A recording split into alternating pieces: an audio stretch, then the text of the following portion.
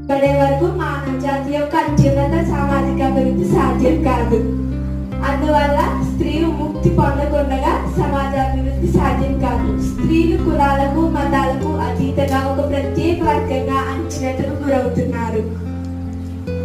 ఐక్యరాజ్య సమితి UNO 1948 December 10వ తేదీన మానవ హక్కుల ప్రకటన జారీ చేసింది. మనకు స్వాతంత్రం వచ్చి 80 సంవత్సరాలు దగ్గరగా అవుతున్నాయి. ఈ 80 సంవత్సరాల్లో 28 రాష్ట్రాలకు కేవలం 13 మంది మహిళలు మాత్రమే సీఎంగా చేశారు. చిత్రం ఏమిటంటే ఆంధ్రప్రదేశ్కు ఒక్క మహిళ కూడా సీఎంగా చేయలేదు. నిజమే కదా? దీన్ని సమానత్వం అంటారా? కుటుంబంలోనూ సమాజంలోనూ స్త్రీ పురుషులిద్దరూ సమానమే అన్న భావన అందరిలోనూ రావాలి. అలాంటి సమాజాన్ని మనం అందరం ఆకాంక్షిద్దాం. జై హింద్, జై భారత్.